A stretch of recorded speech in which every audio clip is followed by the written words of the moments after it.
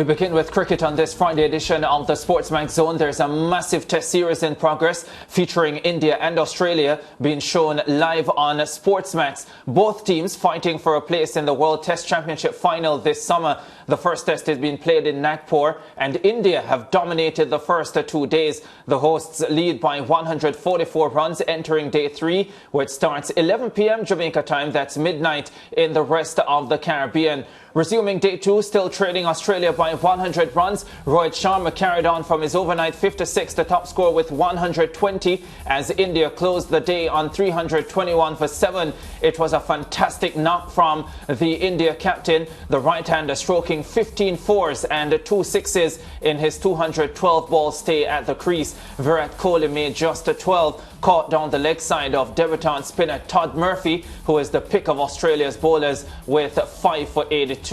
Ravindra Jadeja 66 and Axar Patel 52 will resume on day 3, having already shared a vital 81-run 8th wicket partnership. Score so far: Australia 177, India 321 for 7. Joining us to recap the action is our international cricket correspondent Fazir Mohammed. Fazir, must be great to see some high-class test cricket on your screens. Indeed, and kudos to SportsMax for making this series available to us, because I think it's important as fans of West Indies cricket, as most of us would be, and as we see the series going on against Zimbabwe, a very different quality contest. It gives us an idea of where the West Indies and Zimbabwe, for that matter, need to get to if they want to get anywhere near to being competitive consistently at the highest level of the test format. And I know there are many other issues that we've identified many times over several years related to why it is the way it is in international cricket, but it's good to be able to actually look on at this series and analyze the different elements and recognize the quality that we're watching as well. It has always been tough for Australia in India, 2 days out the way, and already a mountain to climb for the Aussies. How good have India been over the first 2 days? India have been very good. They're a dominant team at home. But when we talk about climbing Everest, the fact is that Australia have added to the height of Everest by their preoccupation with the nature of the pitch leading up to this. And we've had this before. Just over a year ago, it was England singing the same tune ahead of their test series, and especially after they had won the first test and lost the remaining 3 on raging turners. So if you're going to go into a series like this, where you're taking on a team that is virtually invincible at home anyway, and you're preoccupied with issues of the pitch and other matters, and suggesting that it's being doctored to favor the home team and all of that sort of thing, you are almost creating a comfort zone for failure, which you wouldn't normally associate with an Australian team. But it just seems to be a situation where, even with the quality that they showed with their debutant spinner and the bit of fight in the middle order with the bat on the first day, the Australians seem almost mentally resigned to the fact that they're going to struggle against India, and so said, so done. Yeah, and you mentioned the word fight, and initially I started thinking about Rohit Sharma and that masterclass century that he scored to set up the match. Just to put into context, he had missed 11 months of cricket, totally opposite to what we saw from Australia batsmen. Yes, and again, because we are making the comparisons to draw reference to West Indies cricket, you talk about Rohit Sharma's numbers. They're phenomenal at home, second only to the great incomparable Sir Donald Bradman, when you talk about his test match average on home soil. But just as importantly, Mariah, remember he plays all 3 formats. He's been the captain of their T20 team after their disappointments a couple of tournaments ago. So he is showing not just his class in the traditional format of the game to get that deserved masterclass of 100, as you described it, but reinforces that those skills, those fundamentals, can take you across formats right down to the T20 or even the T10 if he chooses to play that format of the game. Yeah, definitely has done that. And, it's something that a lot of our West Indies batsmen can, look to and, of course, learn from. And speaking about him, there's another one they can look to and learn from, and that's Ravindra Jadeja. An all-rounder in the true sense of an all-rounder. His batting has definitely improved, and he does what he does with the ball. What did you make of his top-class performance. And you know, Mariah, you mentioned him as an all-rounder. He would have been displacing someone like a Jason Holder, who we talked about a couple of days ago, as to his very ordinary numbers over the last 18 months in Test cricket. Jadeja has come back into the scene. There was a lot of discussion why play two left-arm spinners in both Jadeja and Axar Patel, which is a bit of a nonsense because you don't hear the discussion about playing 3 fast bowlers or 4 fast bowlers. And in fact, two left-arm spinners can give you different angles, different heights, different paces. It makes a lot of difference. But talking about Jadeja, he is that type of cricketer. He's a showman. He's a dominating type of player. He likes the audience. He likes the big stage. He doesn't shrink from a challenge.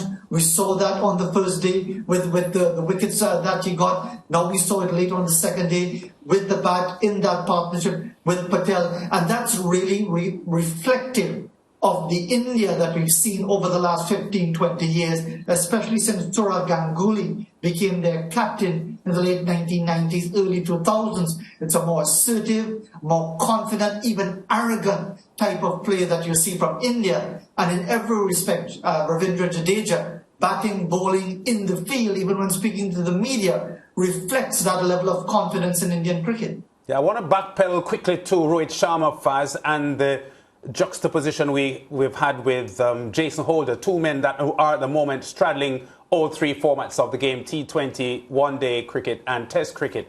And I would suggest that Holder's task is a little bit more difficult because he's an all-rounder, whereas Rohit Sharma is a pure batsman. But you just referenced the quality of a Sharma that takes him skillfully through all three formats of the game. More difficult for Holder to straddle all three as an all-rounder? More difficult, especially because, and this is where the power of India comes in, their players only play IPL. They don't play any other franchise tournament anywhere else in the world, whether they want to or not. So when the IPL is over and India are not involved in Test match cricket or whatever series it might be, he's playing Ranji Trophy. He's playing state competition. He's playing some other long format that ensures that the fundamentals are perfectly attuned. Even if he's not playing, I'm sure he's working personally with his coach. On the other hand, you have a Jason Holder who would occasionally opt out of a series for the West Indies, whether it's he's tired or fitness reasons, but plays a number of different franchise formats. Again, it's to the revenue, and none can begrudge any player for trying to maximize his or her revenue in a short time that you have in your playing career. But clearly that has to be a factor as well, Lance. The fact that someone like a Rohit Sharma is so comfortable in his role, and the fact that he only plays the IPL and has more time available to him than someone like a Jason Holder would as well to really fine-tune his game, or indeed step away and really analyze and break down his game if it becomes necessary. Yeah, fans, just to backpedal a little bit, again, you spoke about the preoccupation with the pitch. I've watched the first 2 days of this Test match and I'm thinking to myself, this seems like a good Test cricket wicket for me. A really good contest between bat and ball. Yes, the spinners are getting some assistance, but if you can bat, as Rohit Sharma has shown, as we saw from Axar Patel, as we saw from Jadeja, there is runs there for you as well. What have you made of the surface, despite the fact that it was expected to carry some demons coming into this first Test? You know, Ricardo, when I hear that sort of discussion, not from yourself, but from others, and the Australians, the English last year, yeah. If you fell out of a guava tree last week and only just learned about Test cricket, you would believe that sort of nonsense. Yeah. Because the fact is that West Indies, and I have to reference West Indies because this is where we are, this is where we're from. West Indies went to India in the 40s and won Test series. They went in the 50s and won, the 60s and won, the 70s and won, the 80s and won. And it's only in the period of decline that we see the struggle. So all this raging on about the state of the pitch and spin friendly and so on is an absolute nonsense.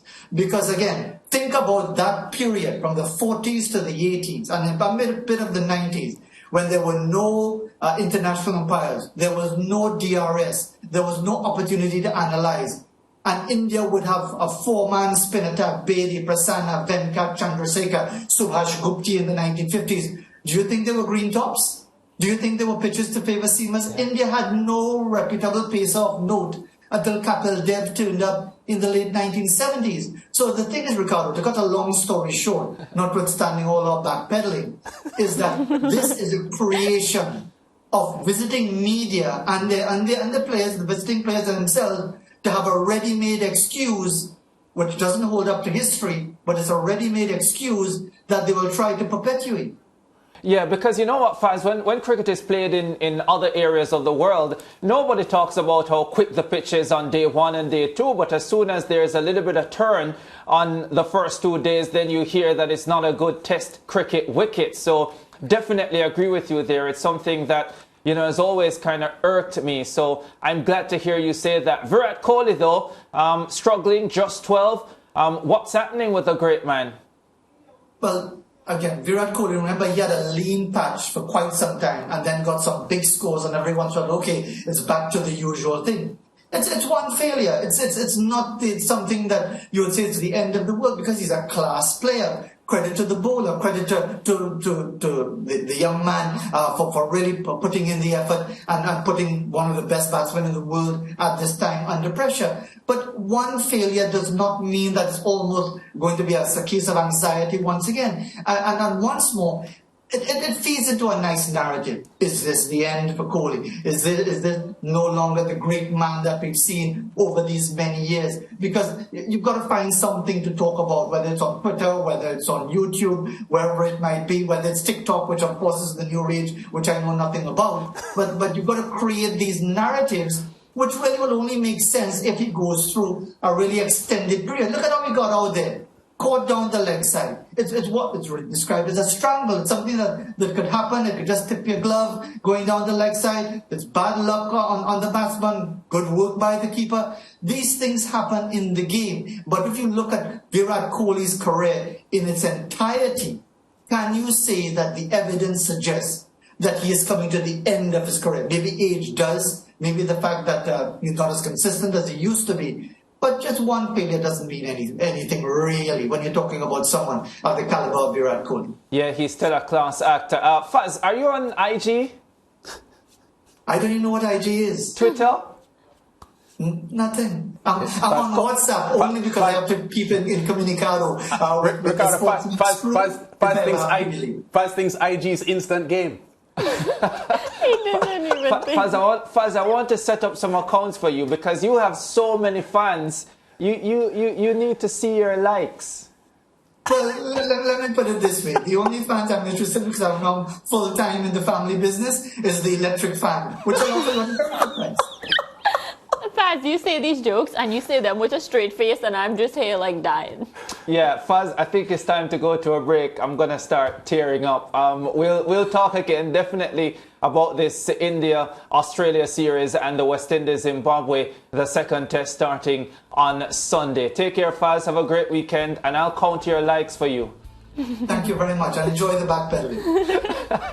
All right, that's it for India versus Australia. We take a break. When we come back, we're going to be talking more about West Indies, starting with the women.